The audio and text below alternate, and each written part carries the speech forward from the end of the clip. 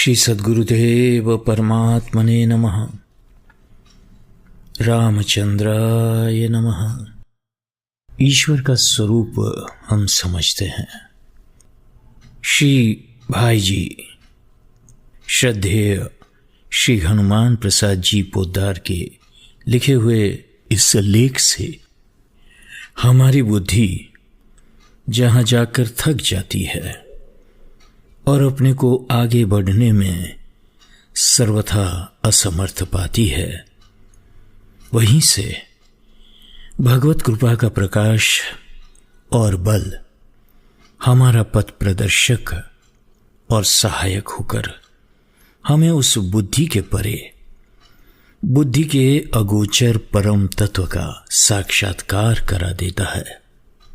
नहीं तो जो सर्वथा अव्यक्त और अचिंत्य है, जो एक केवल शुद्ध सच्चिदानंद घन रहते हुए ही अपने सगुण रूप के द्वारा संकल्प मात्र से विचित्र ब्रह्मांडों की सृष्टि करते हैं, सगुण साकार दिव्य नित्य विग्रह रूप से अनंत कोटि ब्रह्मांडों में अनंत कोटि ब्रह्मा विष्णु और रुद्र रूपों से विभक्त से प्रतीत होकर पृथक पृथक सृजन पालन और संहार करते हैं, जो विविध देशों और कालों में विविध स्वरूपों में अवतरित या प्रकट होकर आवश्यकता अनुसार न्यूनाधिक शक्ति का प्रकाश कर अपनी विश्व मोहिनी लीलाओं से जगत को मुग्ध और पावन करते हैं, जो जीव मात्र में अंतर्यामी आत्म रूप से विराजित होकर विभिन्न से भासते हुए जीव लीला में वर्तमान रहते हैं, जो अनंत विश्व ब्रह्मांड में प्रकृति के विकार रूप से भासने वाले जड़ दृश्य प्रपंच का भेष धारण कर अपने को छिपाए हुए हैं और प्रत्येक रूप में प्रत्येक समय एक रस और पूर्ण है।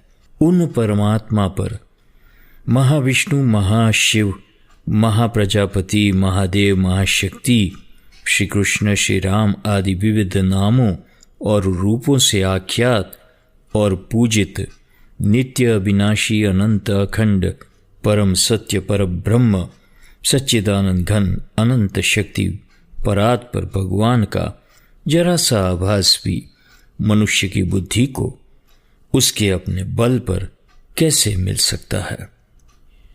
जो संतों के वाक्यों पर विश्वास कर उनके शरणापन्न होता है, जो बुद्धि का अभिमान छोड़कर उनकी कृपा का आश्रित होता है, वही शुद्ध और सूक्ष्म बुद्धि श्रद्धामय पुरुष भगवान की कृपा का बल प्राप्त कर उसके दिव्य लोक में परमात्मा प्रकाश की ओर आगे बढ़ता है।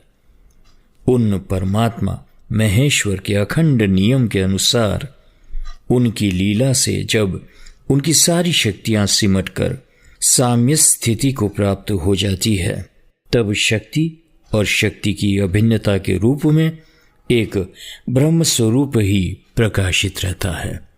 पुनः जब उनकी अनंत शक्तियां विविध विचित्र मूर्ति धारण कर क्रिया करती है, तब वही भगवान ब्रह्म अनेक रूपों में प्रकाशित और प्रसारित रहते हैं।